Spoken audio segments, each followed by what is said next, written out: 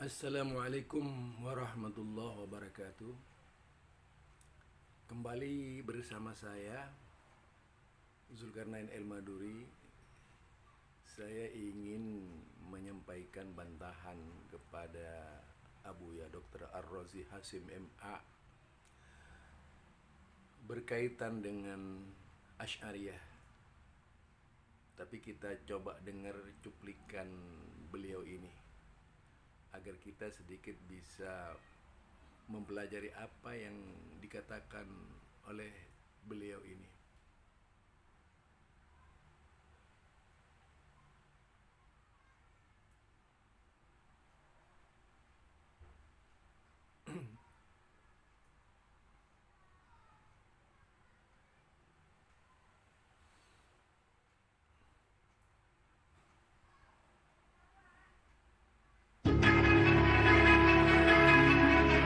Semoga dengan surah Al-Fatihah ini Allah kuatkan mental para ustaz kita biar nggak takut dicaci, biar nggak mundur dalam perang akidah zaman ini. Ini sudah mulai perang. Satu kata dari saya, jangan pernah mundur. Mundur dosa besar. Jadi yang dihantam sekarang apa? Mental. Mental antum ustaz. Mental saya. Untungnya guru kita agak ganas-ganas sedikit. Lalu Itu salah satu ungkapan curhat beliau sebagai seorang yang berilmu.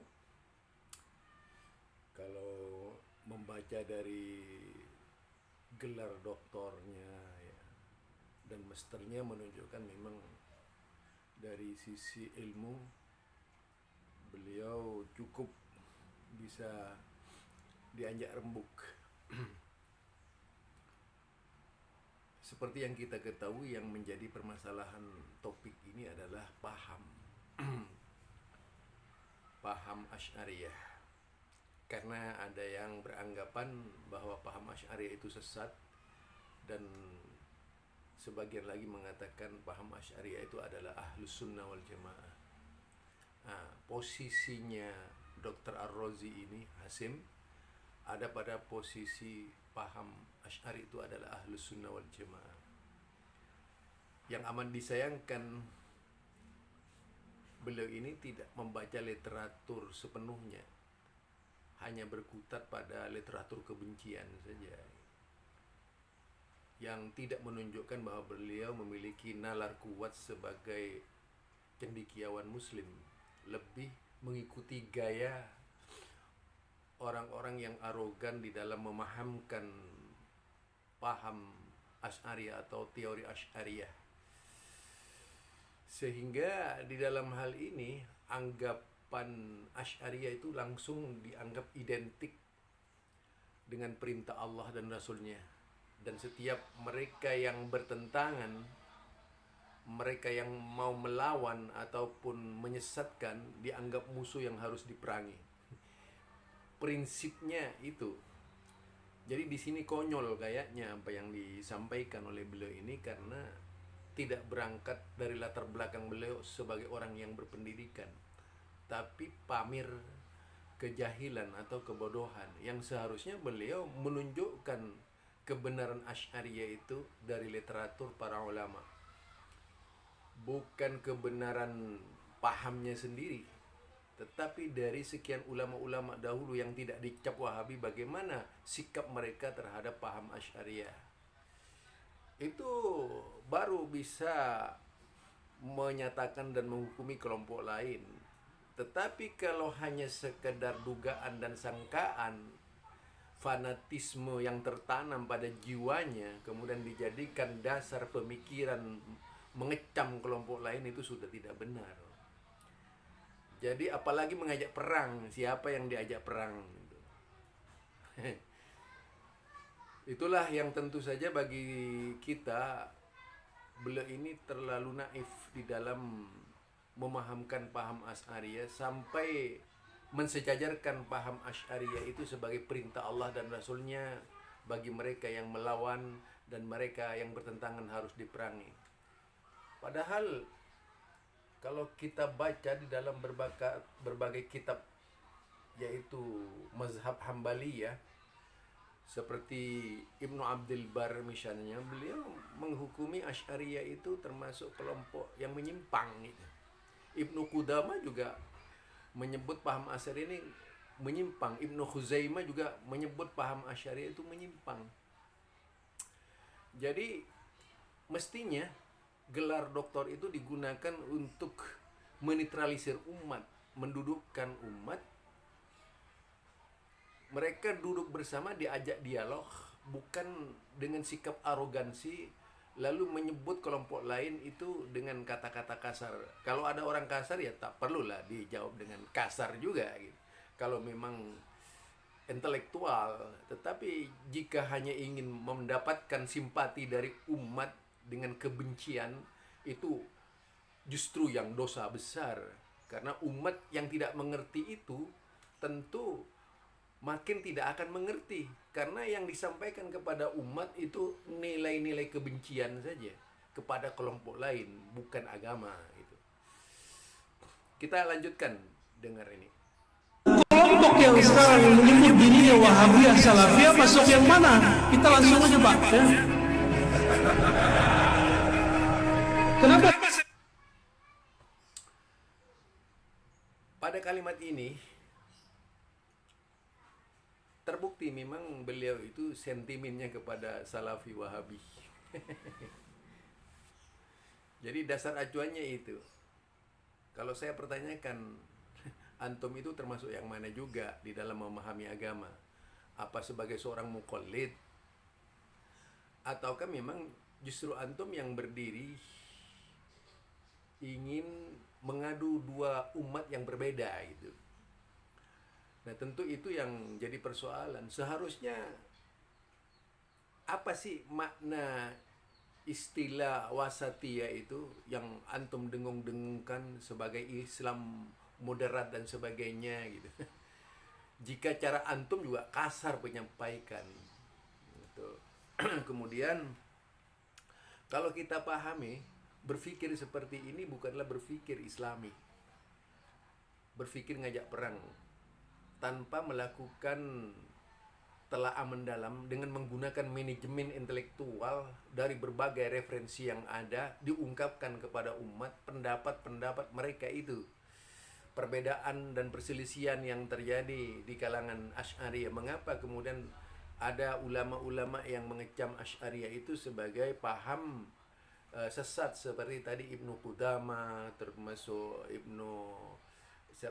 siapa tadi, Khuzaimah ya. Beliau jelas-jelas sekali memasukkan Asy'ariyah itu kepada kelompok sesat gitu. Belum lagi ulama-ulama yang datang kemudian. Nah, disinilah pentingnya kita sebagai seorang muslim perlu cek dan recheck, sehingga tidak mengakibatkan orang lain termakan oleh ajakan-ajakan kita yang sangat provokatif itu. Itu provokatif banget gitu. Karena apa?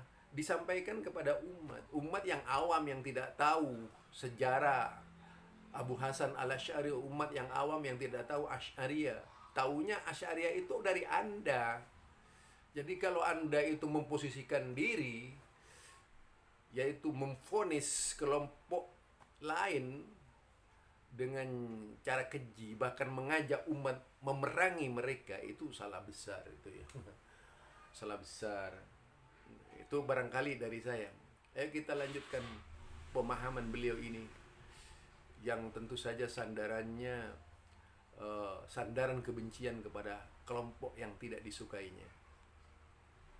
Saya berani menyebut begini karena mereka sudah mulai memfatwakan dalam kajian-kajian mereka akidah Asy'ariyah itu dhalah, sesat, firqatun dhalah.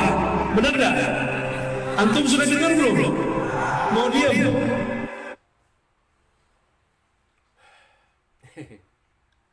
Aduh. Saya berdiri sebagai seorang wasit sekarang. tadi yang menyatakan dollah itu Wahabi menurut ente.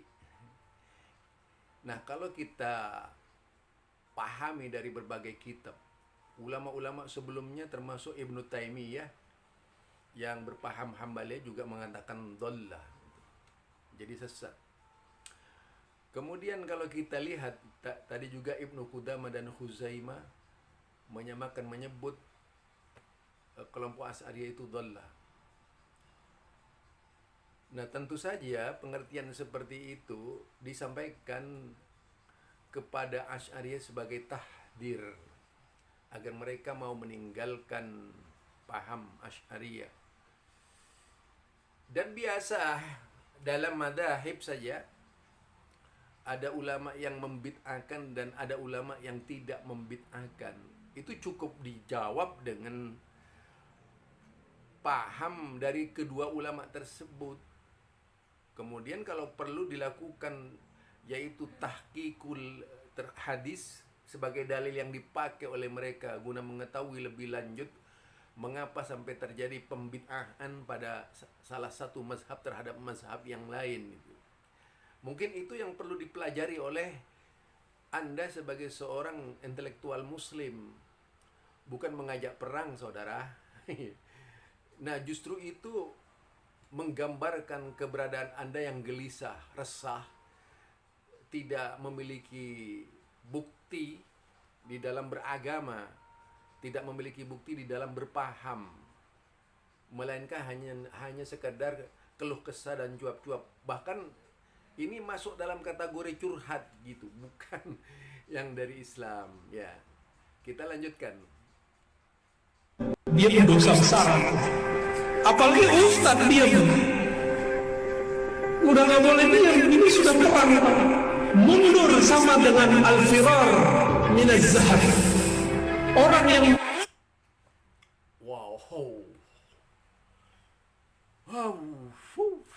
menakutkan banget. Al-firar minaz zahab. Lari dari perang. Hukumnya dosa besar. Waduh. Hanya gara-gara paham Asy'ariyah Anda mengatakan bahwa mereka yang tidak turut memerangi yang anti Asy'ariyah itu berarti lari dari perang. Wow, berarti takfiri Anda ini. Takfiri luar biasa terhadap kelompok lain. Yang seharusnya sebagai seorang tokoh muslim tidak melahirkan sikap kebencian, tetapi dengan jujur itu harus menyampaikan kepada umat ilmu Anda itu, perselisihan yang terjadi antara paham Asy'ariyah dan tidak itu. Tidaklah kemudian menambah luka umat Islam dengan cara mengajarkan menebarkan kebencian kepada sesama. Umat didorong untuk melakukan peperangan terhadap kelompok yang Anda anggap sesat itu. Itu bukan al-firar minaz zahab, itu teman Anda, saudara Anda. Dalam Islam masih bersyahadat. Kemudian Anda beranggapan dengan gaya Anda ini yang tidak menyebut takfiri tapi langsung kepada sikap memerami kelompok lain. Dan kalau firor dari situ dianggap dosa besar. Wah, berarti begitu sucinya, sakralnya paham Asy'ari di mata Anda. Bahkan menempatkannya sebagai agama tanpa melakukan penelitian yang seharusnya lebih banyak lagi referensi yang dibaca, mengetahui kedudukan Imam Asy'ari yang sebenarnya dan pengikut-pengikutnya itu. Tidaklah kemudian hanya memperdengarkan kebencian Anda kepada pendengarnya itu. Janganlah orang-orang yang di awam diajak tempur dengan cara-cara Anda. Justru Anda itu membutakan semua orang.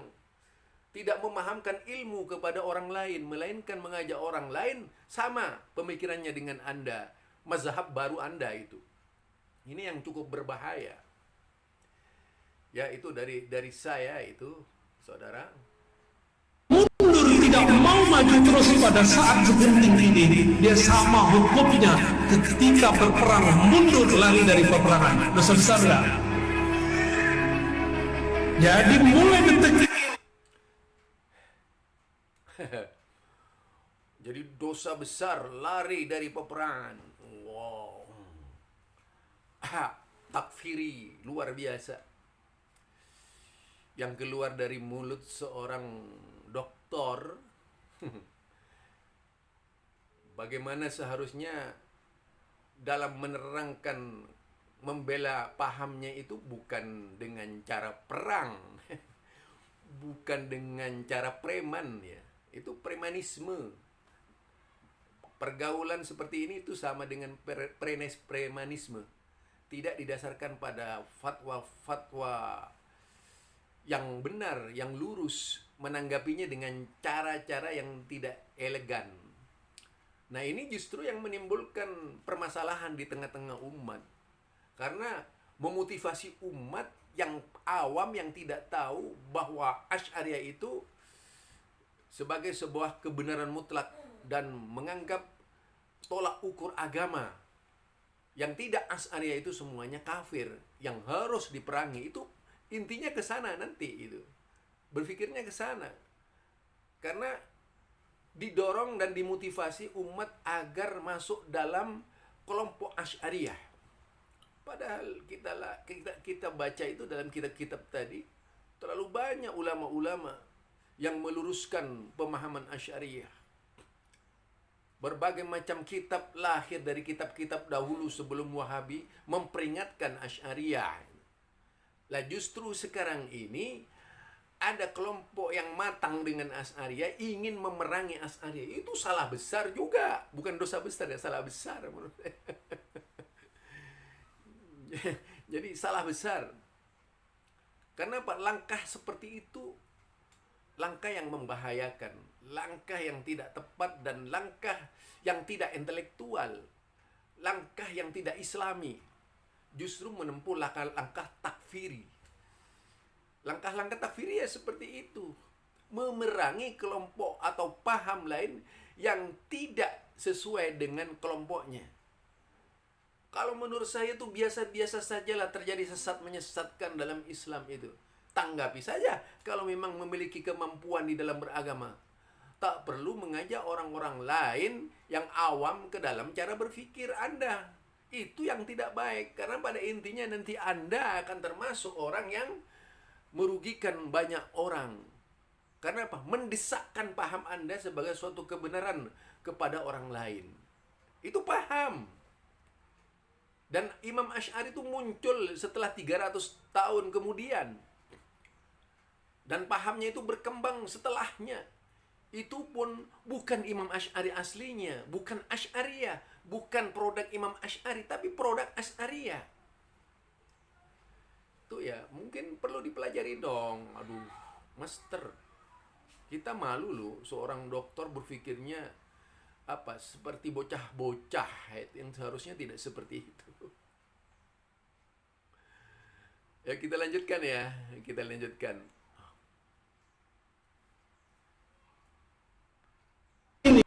tidak ada lagi ceritanya Ustadz sudahlah, tidak ada cerita begitu. Antum nggak ikut, keluar dari sana. Kita tetap berjuang memperjuangkan akidah yang benar, walaupun gayanya sangar-sangar dikit. Mereka sudah berani Pak sekarang, dan sudah kejadian di tetangga antum sebelah Pekanbaru. Beberapa bulan yang lalu mereka bilang NU Muhammadiyah Jamaah Tabligh, ya. Dia ngomong begitu kan? Sesat. Benar kan dia ngomong begitu? Aslinya begitu Pak, walaupun sekarang kita maaf. Dia kalau ke belakang sama, dia ngomong begitu lagi. Itu namanya taqiyah. Ternyata taqiyah itu tidak hanya milik Syiah.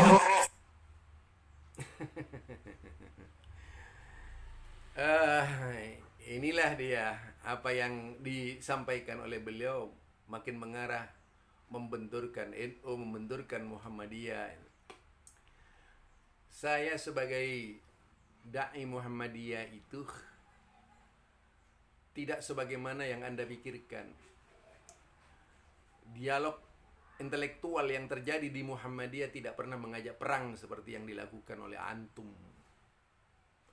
yang sudah berpredikat doktor. Seharusnya lebih lembut lagi dan terjadinya perselisihan antara orang luar dengan apa yang terjadi di Muhammadiyah, itu dianggap biasa-biasa saja. Banyak orang yang berusaha merugikan Muhammadiyah berkali-kali menjadi cara-cara kelompok tertentu di Indonesia mengkritisi Muhammadiyah dengan kasar. Ya, Muhammadiyah diam-diam saja. Tapi jangan libatkanlah Muhammadiyah dalam pemahaman Anda itu. Kalau belum tahu manhaj Muhammadiyah, sebaiknya dipelajari. Manhaj Muhammadiyah. Muhammadiyah itu sama sekali tidak berdiri di atas mazhab manapun, apalagi Asy'ariyah, Mu'tazilah dan sebagainya, Jahmiyah, itu tidak di situ Muhammadiyah. Tetapi Muhammadiyah, jika benar sebuah mazhab, diikuti. Jika bertolak belakang dengan Quran dan Sunnah, Muhammadiyah berprinsip tidak mengikuti. Walaupun tentu saja dengan syarat tidak melecehkan kelompok-kelompok tertentu. Ini di Muhammadiyah. Baca kembali ya manhaj Muhammadiyah di dalam masalah ini. Kalau terjadi perorangan, misalnya klaim terhadap Muhammadiyah, kemudian sikapnya itu arogan, jelas itu tidak mewakili Muhammadiyah. Muhammadiyah itu adalah intelektual, mengandalkan nalar intelektual, bukan mengandalkan arogansi segalanya. Apalagi dengan ucapan-ucapan yang bisa meretakkan masyarakat Islam. Itu bukanlah cara-cara Muhammadiyah. Walaupun sekarang berbagai macam usaha dilakukan oleh kelompok-kelompok yang anti Muhammadiyah itu dengan berusaha mengajak Muhammadiyah ke dalam kencah peperangan yang anti dengan Wahabi. Jadi di situ Muhammadiyah tidak mengambil peran sebagaimana yang dilakukan oleh kelompok-kelompok di luar. Muhammadiyah itu orang sehat berpikir, belum sakit pikirannya untuk berpikir seperti kebanyakan orang-orang yang anti Wahabi. Karena sejarah pun tidak bisa dilepaskan sepanjang perjalanan Muhammadiyah itu. Bagaimanapun produk-produk dari orang luar, baik dari Mesir ataupun dari Mekah, sebagai alumni itu banyak yang masuk di Muhammadiyah. Di situ ada sintesis di Muhammadiyah. Nah, inilah yang dilakukan oleh Muhammadiyah. Bukan menimbulkan huru-hara, mengajak perang dan sebagainya. Jadi tidak perlu bawa-bawa Muhammadiyah ya. Itu harapan saya itu kepada Anda.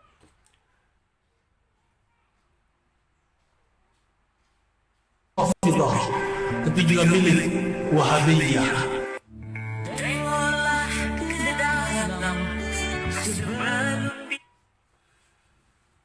Itulah sementara dari apa yang dia sampaikan. Insya Allah kalau ada hal-hal yang lebih menarik lagi, nanti akan saya sampaikan kepada anda-anda yang mendengarkan saya. Wassalam. Subhanakallahumma wa bihamdika asyhadu an la ilaha illa anta astaghfiruka wa atubu ilaik. Assalamualaikum warahmatullahi wabarakatuh.